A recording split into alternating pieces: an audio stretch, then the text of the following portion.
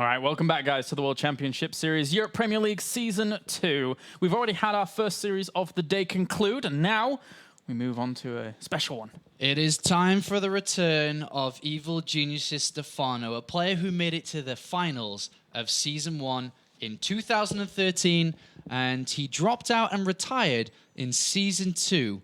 But now, in Season 2 of 2014, a year later, he returns. Some say it was inevitable, but some say that it's a bit of a mystery, really, as to why he is here and why he's back. He's been an interesting character because retired, that term has definitely Stefano's definitely stretched the definition of it. Let's just put it that way. Yeah. He retired, and I think it's safe to say there definitely was an absence of Stefano for a week or two. Yeah. Then he was streaming, just playing casually. The next thing we know, he's climbing up the ladder in Grandmaster. The next thing we know, he's qualifying for Challenger and playing in Challenger, and he's in Premier again. So it's been a bit of an interesting road for Stefano, who I still think hugs the word retired still, but he's competing right now in the Premier League of StarCraft 2 here in Europe, and he's going up against his, I think we can safely say, his Zerg rival for a long time in StarCraft 2, Nerchio. Yeah, they've had a colored history against one another as well, in terms of how they've competed against one another, not only on the battlefield head-to-head, but as you mentioned, in terms of trying to attain that very top spot of Zergdom in Europe. Stefano always kind of pipped Nerchio at the post, and Nerchio was always on his tail there, but never really was able to kind of eke ahead, I think. And Nerchio, just in the game lobby as we're about to begin, said, "I'm here, I'm ready to knock Stefano back into retirement." As fighting words comes out from the Polish players. I'm excited for this one. They really had a back and forth career between them when it comes to their heads to head. Sometimes it looked like Nerchio's going to start to demolish Stefano, but overall, Stefano is 5 wins to 2 losses against Nerchio in all of their StarCraft history. And let's get into it. Nerchio versus Stefano for our second series of the day here in Group A for WCS Europe Premier League Season 2, as we get on to King Sejong Station for our first map here in this best of 3. A map that you should have seen a lot if you watch Pro League, and a map that you would have played a lot if you play StarCraft 2. Spawning down to the bottom right-hand corner, we have the returning Evil Genius. It is Stefano. And up to the top left-hand corner, we have our red Zerg representing Team Acer. It is Nerchio. So let's talk a little bit about Stefano for a second as there's 2 starting builds start to take shape. Stefano has never statistically had the best Zerg versus Zerg. Yeah. He's never been the best at it. He's lost tournaments to it, and I think in his prime time, it was his worst matchup by far. In recent times, though, I would start to argue that this is becoming one of his stronger ones because of the way that he plays it. And the way that he plays it, if you do not know, and if you haven't been watching his stream or his recent tournaments, is that he'll play a very regular opening. So we're talking about hatchery first or spawn and pull first, very defensively set up originally, and then moving towards maybe a Baneling play, which is quite normal, maybe a Roach play, which is also quite normal. But once the game gets to a midpoint, when he's comfortably on 3 bases, all of a sudden, the Infestation Pit comes down, the Enduring Locust upgrades commences, and then we see Swarmos being made. And from that point on, I think it's safe to say that he's the best. Yeah. I have not seen him lose that type of game from an equal standpoint, and I've seen him win from behind, like versus Jaedong on this very map. Yeah, it's a scary thing to go up against. And likewise, on the flip side of things, from Nerchio's perspective here, Sean... It's almost the opposite. Yeah, he's complete. He will play the start of the game very similar to Stefano, like a Zerg versus Zerg should play. But by God, he will not want to let it get late game versus Stefano. Nerchio does not like to play Swarm Host. He does not like to play against Swarm Host. And Nerchio's key to success here, Kalaris, will absolutely be ending the game before Stefano can get into a comfortable position from 3 bases to start using his Swarm Hosts. That's certainly true. Yeah, he's got to be careful about it. And Nerchio is... The thing is Nerchio is... He didn't retire. He's been around all this time. He's still been playing, and we all know how much Nerchio plays, and it's a damn lot. All you have to do is look at his tournament records and see how many tournaments he plays in, be it weekly cups, be it Premier Cups, etc. So we'll see how Nerchio is going to be able to deal with this, because I would argue that Nerchio's probably had a whole lot of swarm hosts to deal with this in matchups, be it on the European ladder against people like Firecake, etc. And he's probably lost a lot of them as well. Yeah, maybe. There is no way to beat Swarm Host without using Swarm Host yourself. It's actually quite simple. If you try to use the Sky, Broodlords, or Mutalisks, you'll get destroyed by Spore Crawlers, Hydralisks, and a couple of Fungals here and there. If you take to the ground, which the core units are going to be Roach Hydra, maybe Ultralisk if you want, they get annihilated by Locust, especially when the upgrades are, starting to kick in for them. You can't stop them. You have to play with them. You have to fight fire with fire or end the game early. And I think ending the game early is where Nerchio would look to be. But looking at these two builds, very similar. Spawn Impulse first for Nerchio, Hatchery first by Stefano. Pretty much fine. But now we see the first strategical movement. They did both take the gas at the same time. We see full links and speed, and a Balinist coming out from Stefano. A Spine Crawler is a little bit weird here, so I wonder if he's going to put a bit of pressure on and then fall back to heavy drones here, and then fall back to his Spine Crawler and maybe a couple of defensive Zerglings to try to tech up fast. Yeah, well, these Zerglings, just a few of them, just a sprinkling. So straight back to drones from there on out. So, I mean, your theory of what you're presenting there certainly seems pretty accurate. It looks like he's playing a defensive style, obviously, with the Spine Crawler coming in. Nerchio's got a very fast Evolution Chamber. This could be for Carapace. Could be playing a very heavy Zergling style here. Didn't get a huge amount of intel just then. Saw a few Zerglings and might be a little bit wary. So he's making a few Zerglings himself. Okay. So with the Carapace upgrade not being chosen by Nerchio, which is quite common, well, not quite common, but is used often. It's an attack upgrade. Nerchio's going to be planning to hit with that attack upgrade with a lot of roaches, maybe a couple of Banelings with it too.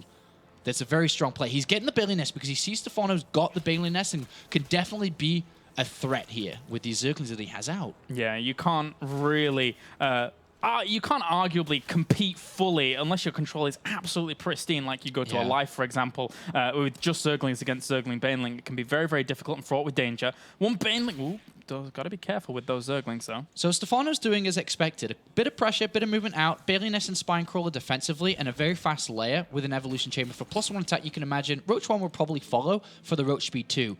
Nerchio, if he throws down, I was going to say a Roach Warren soon, he has a very strong opportunity now to strike when that +1 attack completes. The third base can almost be a ruse to the Overlord of Stefano, which sees the third hatchery being placed down. This suggests to Stefano that Nerchio's playing out a longer game here.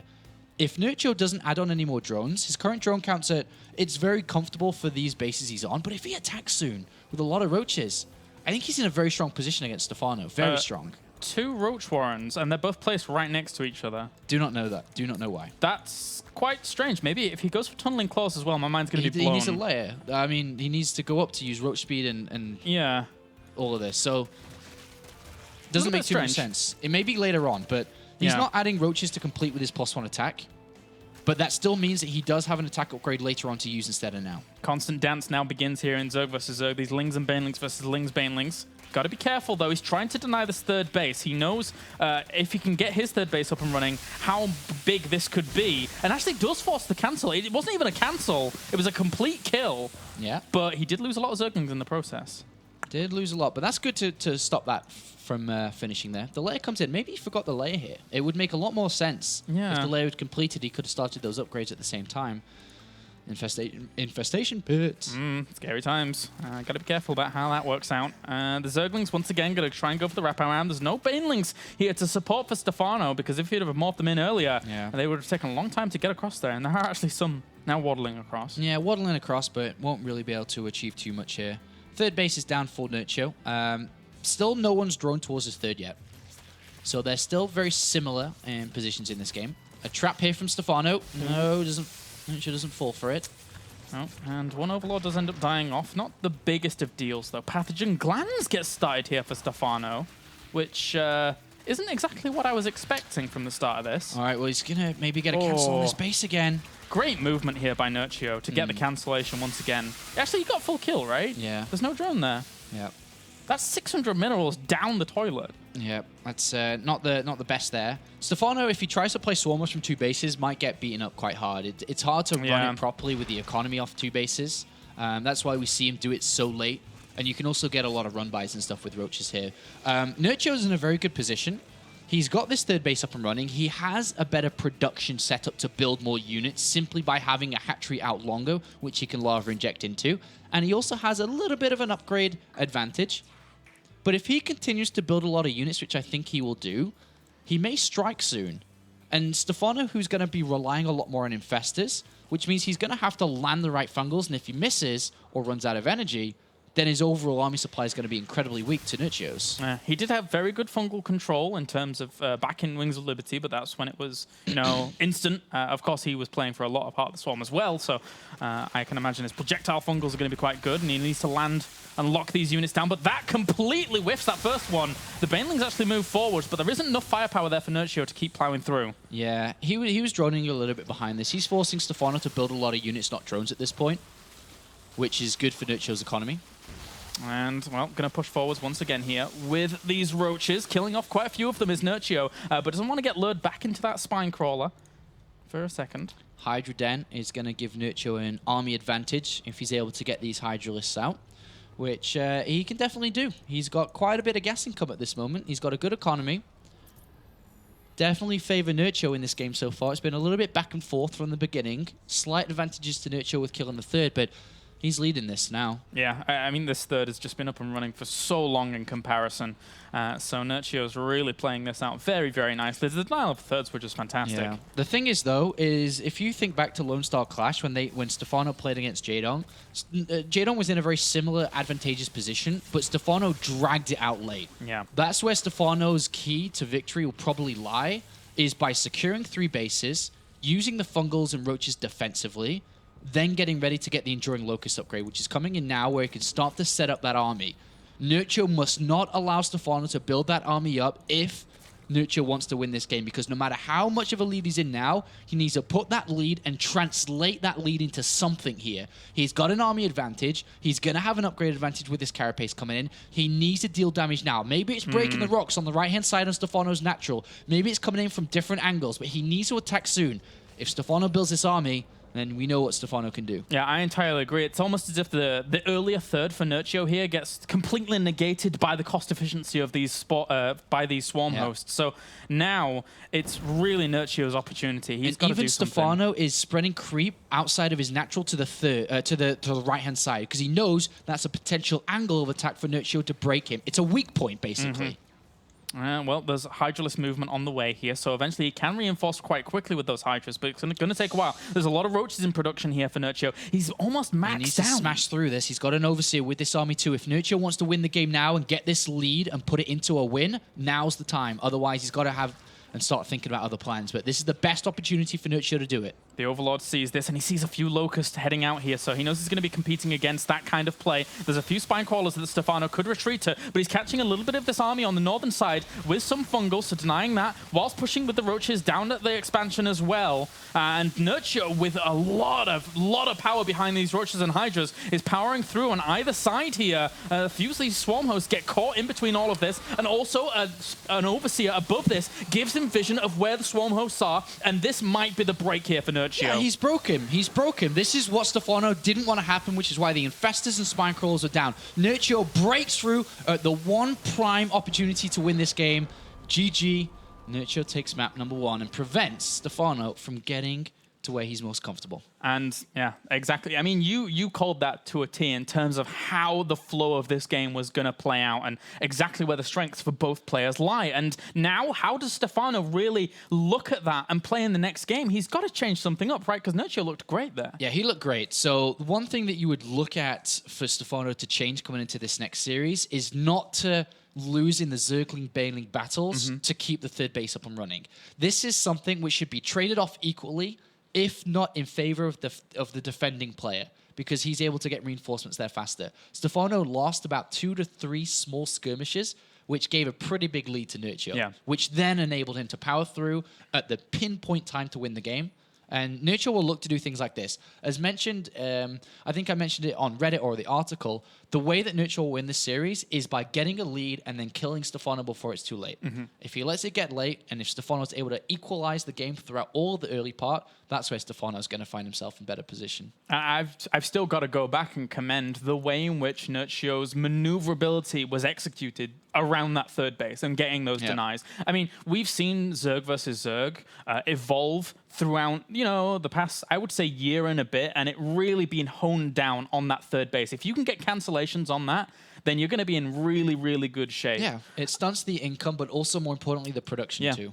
It's such a good tactic to use, and Nerchio plays it to a T. So now we go on to game number 2, which is going to be merry-go-round of all maps here between these two guys. And Stefano seems in still high spirits. He's retired after all. Yeah, I mean... he's a guy with a walking stick. If you can't beat these youngins, then what does it matter, right? He's retired. Stefano's giving in the it frame. his best. All right. Well, again, this was always going to be a tall order from this group. Yeah. But if anyone could do it in terms of a retired player, it's Stefano. There's still fight left in him, that's for sure. There's still fight left in him. Yeah, this is always a good series. I love these two players. These are very good players. They've got a great history together within StarCraft, and I don't really mind who moves through this one, to be honest. Yeah. I mean, it's obviously a lot of people here are backing Stefano, but I think Nerchio definitely has it in him to advance through this group too. Stefano's just got to take control of the earlier stages of this game a little bit more and really grasp them. But now we're going to get into game number 2 in just a little bit here. So merry-go-rounds. I think we'll see the same strategy from both players come out. Yeah, I think so as well. I don't see any changes up. It should be basically Nerchio trying to win the game earlier with Stefano trying to drag it out longer. And with the third base on this map, in a very, very similar way to King Sage on Station, you have to have overlords in the right positions to see when the lings are going to come in from particular angles, because you can come in from, I would say, 2 big angles on an expansion. Okay, it's hard to. I think it's like really 3 because you got like a ramp from a higher ground that leads in, and then you got 1 on the side, and there's like 3, I think. Yeah, that you can get hit by on your third. You could say if that, you include the high grounds. I was thinking more to the point though that normally you would have your army positioned towards natural anyway, so you're kind of blocking that off a little bit. But it's by the by. We'll get into game number 2 now on merry-go-round and find out who is going to advance. So let's jump right on in here for our second game, as we have spawning up to the top right-hand corner here our blue Zerg, currently 1 game down. It is E.G. Stefano. And over to the left-hand side as our red Zerg, representing Team Ace, executing his ultimate strategy. It is Nerchio. Nerchio.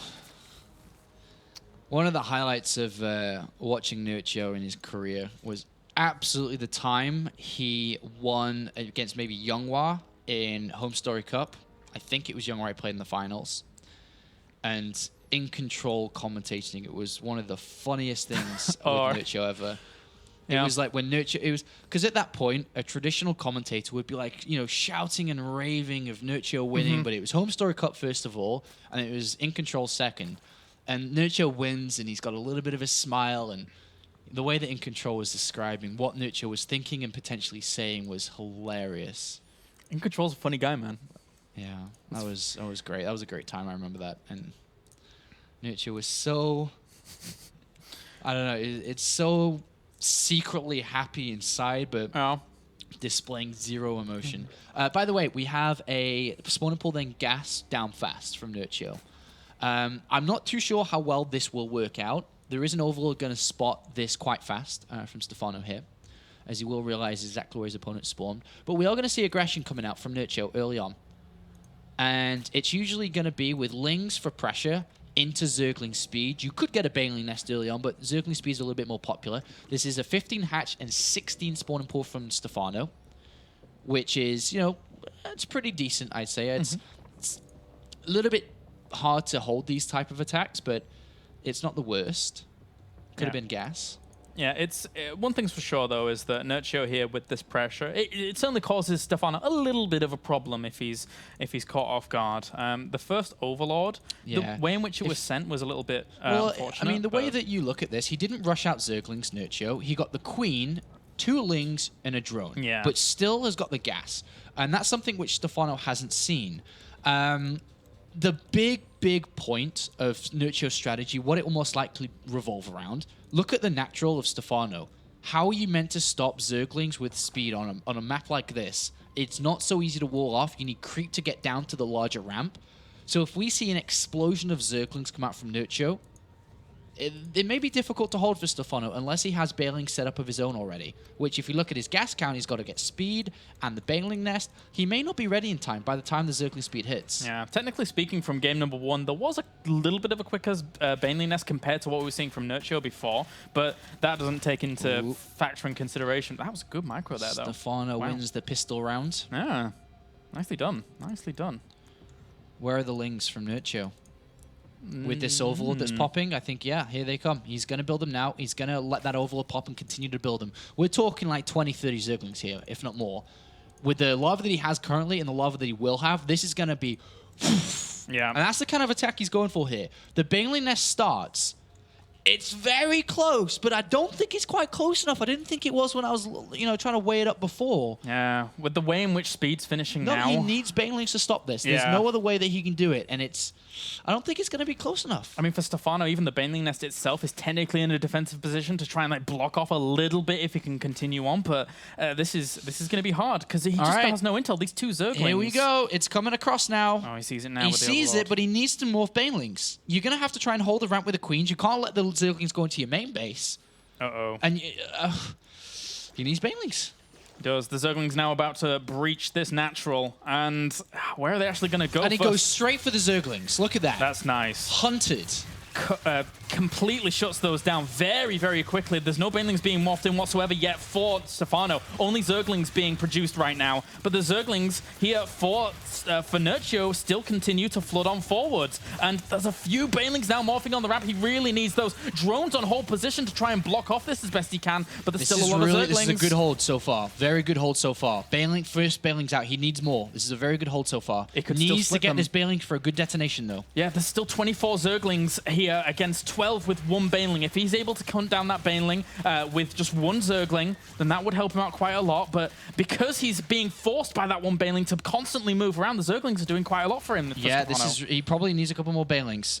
But this is very good. Drones started up from Nerchio. Very, very clutch hold there from Stefano. And maintains a 7 drone lead. Wow. 7 drones at this point of the game is huge. Nice defense so far. That 1 Baneling causing Nerchio so much of a headache at the front here. Very, very well done. Very close there, but Stefano holds on, and from the look of it, is in a pretty good spot right now. That was 2 extra Banelings. I thought he was going to try and go for the full run by there, but no, you can't do that. He's getting caught really, really badly. Catches a few of those Zerglings behind this mineral line. Stefano outmaneuvers Nerchio in game 2, and on Nerchio now, he's got a little bit of a hill to climb. Yeah, that was... I'm still amazed by the way that Stefano held that, considering, what he had to do. He had to make the wall off, had to pull his drones down, surround attack, then hold position a little bit, get the Baneling to morph, use his lings well, pull the Queens around. Excellent play. And he's feinting aggression now with the units he has out to make sure Nerchio's drone count stays low. 23? Oh, I mean, this keeps on happening. This is the 2nd time now. Hello there. 23 drones for Nerchio, 34 for Stefano. At 10 lead. There comes more lings. There comes the Baneling from Nerchio, and he says, you know what? Yeah, I tried that. I'm behind. I gotta win this game. I've got to do it now. Roach Warren to help wall off more Banelings. Nerchio is going to find it even harder than it was before to break this. This is almost impossible to break. He's trying, but this is looking very difficult. The 3rd base for Stefano as well. The Lings push the extra ones away from Nerchio to solidify that position. And if Roaches get into this game, then...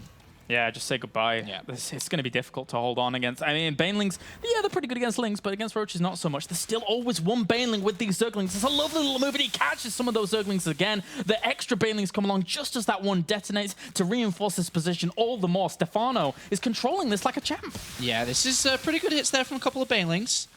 And, Stefano's not out of the woods yet. I mean, if you look at this, needs more Banelings to help out here. He's got 1 left over. Good wraparound on those Banelings. That was a pretty good hit there. Still Banelings though for Nerchio. Come in and Roaches try and are on the way, that. though. 6. When those 7 Roaches, when those hit the field, goodbye. Yeah, it's going to be really difficult to do anything. Lights out. I mean, he doesn't even have a 3rd behind this going down as Nerchio. Nerchio is just like full balls to the wall right now. Yeah, just go. He has to win the game with this attack. And like I said, if Roaches come out, kiss this game goodbye. Even if he kills a 3rd, it doesn't matter. Stefano doesn't need to save the 3rd in this game. He just needs to not die off 2 bases. He has the better tech, he has the upgrades, and he's simply winning overall. He sees the Roaches, and there you go. GG. He knows it's done. Stefano ties up the series 1-1. Oof. Juicy games today. All of our games so far have gone to the 3rd map. I want to go back and I want to watch the hold at the ramp in kind of like slow motion with the Matrix theme song or something. While That could going do. down. You know, Stefano's drones like leaning back with bullets coming their way, and that was a fantastic hold there by Stefano, and that kind of shows his class. Yeah. Always these small things that we see from him. It was juicy. It was juicy. All right, so that means we are one apiece now here between these two players.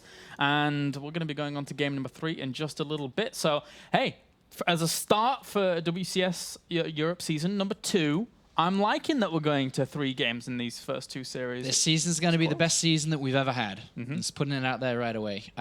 You know, almost... No, I'm not going to go back on my word. Wait a minute. It will be better than the season that we saw Stefano MVP in the finals. Season 1, the first one. This season's going to be the best season. It's a lot more higher skilled. It's got great mix between European players and Korean players. You've got Stefano making a return. You've got massive fan favorites left and right everywhere, whether it be Korean or non-Korean. It's going to be a great season and a great start to the season as well so far. Yeah, I mean, as I said, I'm excited to see how the extra Koreans are going to compete, be it First and Yoda in there now. Yeah. They weren't able to qualify before, but now being on European soil, competing on the European ladder, improving the skill as a whole across the board, even for our Europeans. We even have Todd in there looking to push on forwards. Lots of different angles co-commentator. to like this tournament from, really. Yeah. It's awesome. All right, Habitation Station is going to be map number 3 between Stefano and Nerchio. And from what we saw there in that game, I mean, this could go either way, but I think what we see from Nerchio now is a little bit less of a committal to the earlier aggression and kind of goes back to the methodical thinking of game number 1 and says that if I can get to that position, then I can probably do pretty well against you. And again, the third, unless it's the gold, which would be a little bit strange from there. But like, if he were to take the gold to the the third to the south, there's a lot of multiple angles to attack that third from. Yeah, this overall Habitation Station, despite it being a smaller map, is a more defensive map. It's hard to break the natural of your opponent here because it's a lot tighter compared to that map. So strategies like we saw from Nerchio are going to be a lot less effective on the efficiency of making it work because you obviously can't get in there straight away. But on the flip side, it is smaller, so the attacks, if planned, have a bit of a power punch to them. But then again, you can look on the other side of things and say it's easier to scout these things because it is a smaller map and it's easier to get lings in or maybe get an overlord to get some information. But thinking about this, like I mentioned, it's always going to be the same. No matter how we look at this, we have one player who's incredibly strong in the late game, another player who doesn't want to get there. You put those two together, that one player that doesn't want to play the late game will try to end it fast. And I think that that's the way that Nerchio's going to play it again. Yeah, I think he has to, absolutely. Well, we're just waiting now for actually Stefano to join the lobby. Our lobby is full. That's how many people we have in these games to cast to respective regions other than English. And now we're just waiting for that to conclude. Yeah, lots of different language streams. If you do want to check out some different language streams, you can, of course, head to starcraft2.com/WCS and have a look and see if there's any other languages that you prefer to listen to, if English isn't your mother tongue. But going back into this one, Nerchio or Stefano? Come on, right now. Nerchio or Stefano? Gonna go with Nerchio. All right, I'm with Stefano this one. All right. Why are we always so split? I don't know. It's fun. It's fun. I like it. Stefano, picking him. Nerchio, picking him. So, thinking of the next game, if you pick Nerchio to win and goes up against Welmu, is it an easy victory for Stefano against the Muslim in the losers match? Head-to-head, Stefano is 3-0 versus the Muslim. Yeah, he's really good doesn't against lose to him. the Muslim. Yeah. Teammates and all. And again, if you go back to the series that they played in the qualifiers for Challenger, Stefano looked really strong there as well. I think Stefano probably always has I don't want to say a mental edge, but I kind of have to say that against him, like, because he's always they've been on the same team for a long, long time. And Stefano's always had these, like, the highest of highs, but the Muslim's not really gained those positions yet. Maybe there's a little bit of a mental edge there for Stefano. They're good friends as well. Rivalry. Yeah, they're good friends though as well. So yeah, they are. Maybe a bit of cheeky banter. All right.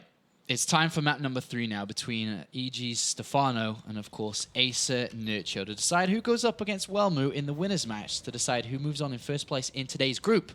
Which players are going to be? Is it Viva la France or is it Poland? Well, could be this guy up here. Could be Poland indeed, as we have Acer Nerchio up in the top left-hand corner. And up to the top right, we have our blue Zerg. Representing evil geniuses, it is Stefano. Stefano. All right, so there are a couple of really aggressive builds that you can use here for sure. Simply because the Overlord, when it goes into the main base here, it doesn't want to go into the main base because if there was... have you seen the strategy that that Cats taught Solar to do, the Spore Crawler Rush? That he did it in... Have you seen was that? it Pro League? Yeah, Yeah. I've lost to that. That's annoying. Yeah. You have to be very careful with your Overlords. I've lost to that. You've lost to it? Yeah, I have actually. Oh I dear. lost to it. But if you look at this map, and you look at the way that the bases are positioned between all three, is very swarm host friendly. Very, especially if the gold base is taken. Oh yeah. Just funnel those units right through there. Yeah, you basically have your swarm host sat in between the gold and your natural, and you are just going to have a hell of a time. 15 spawning pool coming out from Stefano, likewise from Nerchio, in case of any early spawning pools, because this is a smaller map.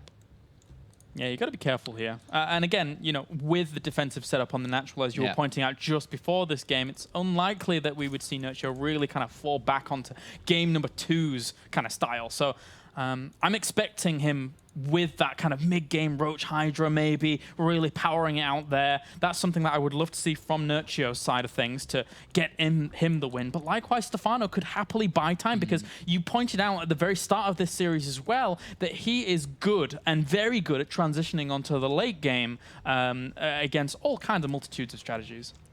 Gases have been taken by these two players. A style that we are seeing a lot more so in Korea than anywhere else is gasless. I think recently, in a game that Ro32 played, he took 3 hatcheries before gas against a player who's on 2 bases without gas. So there are definitely very greedy builds, but both players have elected to take the assimilator. Or the extractor in Zerg's case here, which will allow them to go up to Zergling speed again, and also that Baneling Nest, which is pretty much the most important structure aside from the spawning pool that you need in the early game. Because you will lose without it. You will. You've got to end up competing against that with just Lings alone if you forego your Baneling Nest. And that is not possible. No, it's a tough cookie to crack, that's for sure.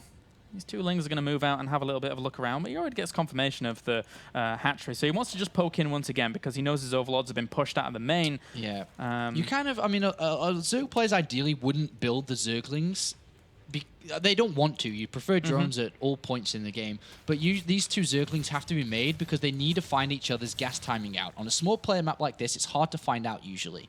He goes in, sees that Stefano is mining, and knows that Zergling speed is on the way. And likewise, Stefano will probably want to be doing the same with his Lings in a little bit here. 2 Lings can run past Queens. They can get a lot of intel for you. Yep. And the problem, though, for Stefano's 2 Lings is that they probably will be denied by the timing of when they end up getting over there, into the main at least. Baneling Nest on the way from Nerchio. And Baneling Nest on the way for Stefano. Yeah, it's okay, the timing between them. With the travel distance between the bases, it's fine that Stefano's is later here. These 2 Lings are going to aim to get inside the main base here. To find out if there's, first of all, the natural, is there a Baneling Nest or Spine? And they should just jitty on right past here. Oh, yeah. And have a quick look. So there's the Baneling Nest. So nice pick up there. And the layer starts on the natural by Nerchio. Smart play. Ooh. Well, you know, the Lings get into the main base. The Ling of Stefano sees potential aggression. Nerchio does the flip. He builds the layer on the natural and then builds a lot of drones there. So Stefano now probably set up defensively. Baneling morphed at home. And now he has a lower drone count, or he should have a lower drone count, and also slower economy to Nerchio's little mind game there. And I mean, we could see him even going to Mutalisks from this position. He will. With 4 gases like this, he should be looking at Mutalisk, fast Mutalisk too. But he's tricked Stefano a little bit here. Stefano's playing from a behind position. Stefano's going to throw down an evolution chamber. But what is he? Is he teching up here? Yeah, okay. This is a good position for Nerchio. I like this. He's gotten away with greed and a decent drone count very fast, and then got the Lings in case of any assault. A nice move by Nerchio. 1 Ling gets in and spots that the layer is morphing. He spots that it finishes. Yeah. You see it changing there, and you can also look. So that's like, oh, you cheeky little guy. Yeah. And now Stefano's got to start to kind of mentally prepare for Mutalisk enter in this game. One little Baneling left behind here for Stefano, just in case these Zerglings want to turn around. But now a small engagement in the middle. But again, Nerchio here with all the minerals forced towards these Zerglings that are going to try and keep Stefano busy, just banking up that gas now behind this. Yeah. It's a good spot here for Nerchio. Very good spot. Just the way he played the movement of his units into the lair was beautiful, really. From this position now, Nerchio is going to go straight to Mulus and will probably take a third base in a couple of moments. There is a little bit of pressure coming onto Stefano, but nothing two queens in a wall can't stop. The problem in this game for Stefano is, does he build spores? Does he start to lower his drone count? How does he play against the Mutalisks? Is he going to try and go Hydralisks? Is he going to start to add on more queens? We do see an extra one being added on. When does he take his third base? Because he, from this position, will be playing a defending role for the majority of it from this point. And he must not take damage. He must not be slowed down by this. Because Nerchio with an Evolution Chamber coming in will probably power punch a couple of Mutalisks out, 8 or 9, however much gas he's got saved up, but then switch back over. Well, that was pretty nice. Not too bad. This one Baneling still looking for a big explosion and actually did catch a lot of those lings on the retreat back. So going to start nibbling away at this hatchery down to the bottom right, but I don't think he's going to get the full denial here. Nerchio's putting on a lot of pressure to his third. He's building more and more lings instead of drones on the third base. He's building additional spines. He's made a spine wall and he's just moving over there aggressively. Nice. He got the drone as well. That's pretty good. So this is a good little transitionary method for Nerchio here. This is really smart play from Nerchio because he's saying, I've killed your third again. If you're going to play against Mutalisk, you need to have a strong economy here. Are you going to try and Roach Baneling or Roach Ling bust me from these two bases? If you do, I have 4 spines. I have a lot of units here. He's adding on another 2 queens, so it's going to be an interesting defense here from Stefano. Most likely Infesta Queen. But even then, it's kind of fraught with danger. If you do not land the right fungals, then you're going to be taking damage on every angle. Yeah. You got to be careful. All right, Mulus time. Overlord kills, potential snipe on the third, drone kills. It gives you so much map control and so much map vision with this kind of strategy as well. If you deny all the overlords on the map, then... Oh, he's got the third again. Oh, wow. Okay. And Stefano's moving over the counterattack. This is where the 4 spines are going to be very useful. He may lose his third, fine, but 2 base versus 2 base is okay, I think. But he doesn't want to obviously let the spine wall be broken. An Overlord's going to die in the middle. That supply blocks Stefano. It denies any more reinforcements coming along. This will be forced to cancel. There's nothing you can do about that. Actually gets the kill there. So a small victory here for Stefano. 300 minerals. Down the drain for Nerchio, but he pushes all of this away. Nerchio's Mulus are becoming weaker and weaker as the game goes on because obviously there's Infestors and Queens, which are very, very good. If somehow they were to find themselves on the other side of the map, whether it be a Nidus or something, Nerchio would be in trouble, but he does have +1 attack now out for himself, and he should at least have a Roach Warren out already, if not on the way, that he can start to build some defending Roaches of his own soon. How many Mutalisks do we have? 14 Mutalisks with this, but those 5 Queens are going to pose quite a bit of a threat themselves, doing a bit of damage. There is a Spore that could be moved forwards actually to help that out. They're going to retreat to it. Good transfuses there by Stefano, keeping those alive. He wants to deny the third once again. Should be able to get this on the very verge. Nice micro. See that low health Mutalisk? Really nice. Yeah, very well done so far. Stefano gets picked Is Nerchio going to play Swarm Hosts? With no Roach Warren down. He may try to fight fire with fire, but from an advantageous position, obviously being 3 base versus 2 base. Okay, there's the Roach Warren. That was a good move by Stefano, cancelling that Spore and then restarting it as it was being focused down. And, okay, Pathogen Glands is going to be on the way from here for Nerchio. So it looks as if he's just going to go straight to the Roach Infester kind of build. And on this map, if you're taking engagements across the top side of the map, I would say that this is very strong. But in the other areas, it's not as tight. So you got to be careful about how you land those fungals. Mutalisk going towards the main base here. Got to be careful of these Infestors, and especially Queens around too. It's a good angle. And once again, Stefano's going to try and set himself up on 3 bases. This is a nice movement from these Mutalisks. Loses one of them with that Spore Crawler, Queens but gets quite a bit. And a couple of Overlords. That's not too bad. Infester really trying to get forwards and does catch a few of those. He could actually continue that. Yeah, he's 5 Mutalisks, and he can't really stop that. Yeah, he's deciding whether or not to fly back in there with the Mutalisks to try and help them, but they are gone, my friends. Just leave, just abandon. All right, so that's a nice pickup. But here come the Swarm Hosts. Nerchio is almost ready to start to build his main army. Those 5 drones will probably be the last drones that we see him build. He'll go up to 68 and then power, and he'll probably look for a very similar finishing move to what he had in game number 1. Yeah.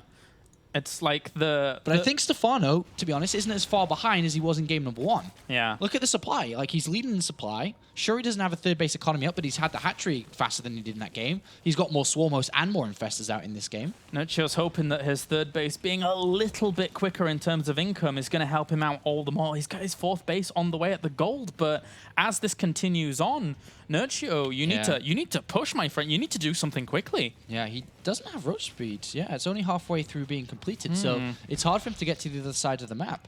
I don't think he's going to break Stefano this time around. Stefano's already up to 6 swarm hosts. 4 more, no, more than that. How many's he got? 5. Okay, 5, but 4 more, 9 coming out. Yeah. Small opportunity here for Nerchio, maybe, with the units he has. How many roaches and hydras? Okay, so we have 23, and there's no hydras yet at all, right? He did have the hydra list then. Yeah, Stefano's drone count's actually quite decent, but he hasn't saturated the third very well. Like, it's very poorly saturated. Only 5 drones on minerals. He finds the infestation pit and knows exactly what he's going to be going up against soon. The mutalisks, they're pretty much gone. They're a non-issue now. As he's actually going to push into this third base. Lands a fungal growth on a few of these roaches, but the locust now starting to work away at this left-hand side.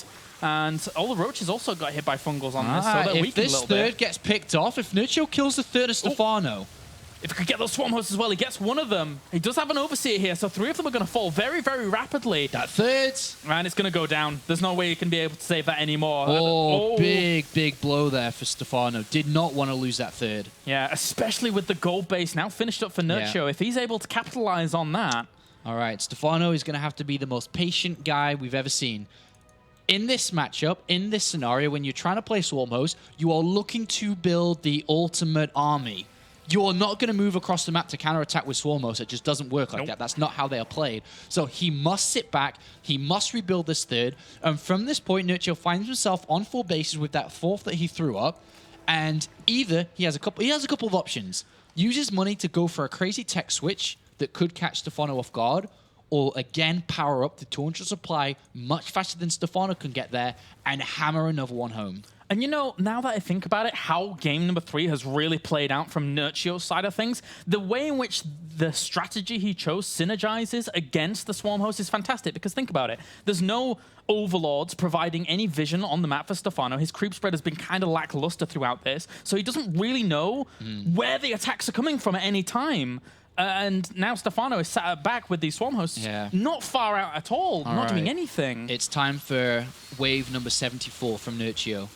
And this is going to be a difficult one to stop. Fantastic fungals here, but these infestors must not get flanked by those Hydrals on the left-hand side. He's done a lot of damage with these infestors. He needs to get out of there. The Hydrals are coming in, and they've got to go down that ramp. If Nerchio lands the right fungals there, perfect, absolutely perfect. But nice counter-fungal from Stefano, but that was a nice grab by Nerchio. Yeah, locking anything down here for Nerchio whilst he has a superior income is a good move from him. He doesn't want to stick around too long, though, for the Locust to really gather momentum in that position. So he's going to move back for now. A little bit supply blocks, but with that gold base almost up and running, if he just transfers a little bit more over there, he can start going for good trades. But the Swarmos counts at 15.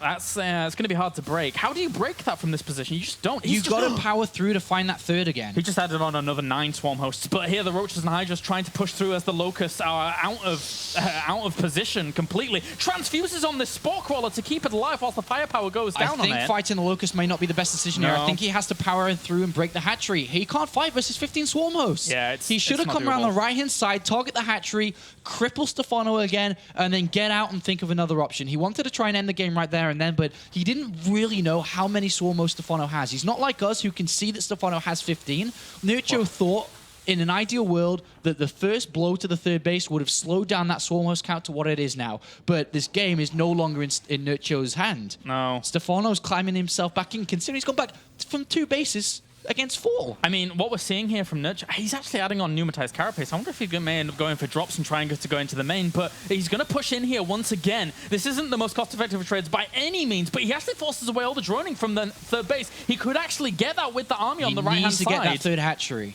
If he can get that whilst all this is being distracted on the left-hand side, that would be great. Yeah. And he gets it. There's 5 swarm hosts. That's a very nice move. You have to stop that. this is a little bit more dangerous because that took 2 fights to kill 1 hatchery when it should have just been the initial fight, which means Nerchio did lose a lot more than he wanted to lose, which does open him up to counterattacks. But then again, are you really going to counterattack with Swarmhost? No. So it is okay to pull off. Remember, Nerchio has more bases and better income, which means he has to trade inefficiently, and he is trading inefficiently, but he's getting the damage dealt to Stefano, which is picking off the hatcheries, and now, again, into the mineral line. And he moves the small unit out of the way of the Locust so they can stick around there for a little bit longer. Big moves here from Nerchio, up on the gold base and down to the right-hand side too. Splitting Stefano's attention very widely. With the presence of these spores, though, he can't really bring an Overseer there, otherwise he's just going to take him down. And again, the Queen to just transfuse it. If I was Nerchio, I would actually get Ventral Sacs in this game, and I also would be dropping inside the main base. Exactly. Because you have to split Stefano away from main fights. Stefano wins when they are fighting heads up, and he's going to have a lot harder of a time defending in multiple locations. Yeah, you're entirely right. Nerchio's whole game plan here is roaches, roaches, roaches will eventually overpower these Locusts, but I mean, it's 27 Swarm Hosts. Unless he can get on top of these. Again, look at this. This Overseer was zoned out, but now he finds a little bit of room here to get in. And it died off again. Targeted the Overseer down with the Queens and the Spore Crawler there. Beautiful move, but this eventually is not going to work for Nerchio. Yeah. He has a limited time frame because, once again, the Swarm Host count's rising. There's 26. 26 Swarm Hosts, which means Stefano is going to be able to defend in every single angle now because he's been given time, which now means if he can defend in every single angle, he can take the gold base for himself, he can retake that bottom right-hand side, he can start to push his creep out, start to build more spines and spores, and build that ultimate army. Remember, Stefano went to Hive. He's got 3-3 on the way. He's now got Tunneling Claws and Burrow. He's using the money that he's mining from that gold base, and Stefano's starting to take a lead in this game. This strategy can only work for so long for Nerchio. Yeah, more and more Ventral Overseers. Sacs, he's going to start to drop in the main. That's what we were expecting. Another base down to the bottom left-hand corner. But again, he's adding on so many Overseers because he knows Stefano is countering that play of him trying to get in there, get a few of those Swarm Hosts, and then just kind of dart on out before the Locusts really do too much. All these Overlords are situated in the middle so that he can just add on Overseers whenever he needs them. And then very soon what we'll see, unless we see another big play by Nerchio, this is actually kind of nice from Stefano saying, you know what? Sure, I'm a Swarmhost nerd, but it doesn't stop me from building a couple of roaches while you have your entire army trying to stop me on the other side of the map. What happens if I build a few? Very smart move there by Stefano. I mean, let's not forget he was a roach nerd for a long, long time. And look at this. He's delivering a counterattack, which is not expected. Not expected at all. This is not how Stefano's meant to play this game. I didn't even notice it, actually. I was looking at Nerchio's army movement, and this was a big surprise by Nerchio, and it hurts his economy, which is the one thing he was holding on to. He's going to try and drop maybe quite heavily inside the main base here, but to what end? Because the Swarmers can reposition again. They can come and catch this army. And with the way they are set up in the natural, they can always swing up to the main base if they want to, if they get spotted. He's going to have to use these Overlords in such a way that he swings all around the top side of the map and isn't spotted, which, again, takes a while. Well, he is going to drop from his main base, as you can see. Things to focus down, obviously, is the Hive, everything inside the main base, and try to break down to the natural before Stefano can reposition, destroy everything on the natural, pick up, and probably get out of there. That would probably be the strategy from Nerchio here. Wow. All right, this fleet's pretty cool. There's one thing he could try. Dropping on the Swarm Host themselves. That is something which is more risky. Yeah. But if he drops on the Swarm Host themselves, if he eliminates the core of the problem, which is the Swarm Host, then that's nice. But there's 27 of them, and they're spread out all over the place, which makes it a lot more difficult to execute. I would argue he needs a bigger bank before he tries that, because if it goes catastrophically wrong, the game is over. Yeah, you can't have that happen. He's going to drop in the main, and one of the Overlords will die before he actually drops. Well, drops one roach. That's it. But now the repositioning has commenced. The Locusts are going to have to focus up to the north. He knows they're there, but that Hive is going to die very quickly. And also, Nerchio has a plan. While all the Swarm Hosts are coming up north to defend, he's going to try and break this right-hand side base once again. Good multitasking here from Nerchio, trying to draw his opponent thin. This is actually a really nice push from here. He actually catches one of the Swarm Hosts on this. Stefano has borrowed roaches on the other side of the map in the main mineral lines of Nerchio. The third and the fourth, which are the most bases with the highest amount of minerals and gas there. Shutting that down is a fantastic move here by Stefano. He knows all he needs to hold on is with these swarm blinding clouds. He's right on top of it. Right above there. Blinding clouds on the ramp. You cannot break that. Wow. GG. Stefano wins 2-1 and lands himself in the winner's match of Group 8 here. But this comes back to the overarching theme of this series. Let Stefano get to this position, and he plays it the best. He plays it the best. He's the best. He is absolutely the best swarm host user in the world. I don't think there's anyone better than him. Not at all. Like, he just understands it. He rally points every single swarm host in the right way. He's got locusts everywhere. And if he finds himself in a position to stabilize and to find himself able to get the right income, to get the units in the right position, he's going to kill you. Unless you fight with the same units, you can't stop him. What a series. series. Seems like you can't stop him. It was a great series to watch, actually. It's so back and forth between these two guys. Stefano prevails, and he now moves on to the winner's game. That's right, which means we will have Stefano versus Welmu to find out who will advance in first place in today's group. Is it going to be the Finnish player who has had 4 consecutive back-to-back places in Premier League without anything lower than the round of 32? Or is it going to be Stefano on his return debut? We'll find out in just a little bit. Join us after the break, guys, when we find out who is the first player advancing on to the round of 16. It's going to be either Welmu or Stefano.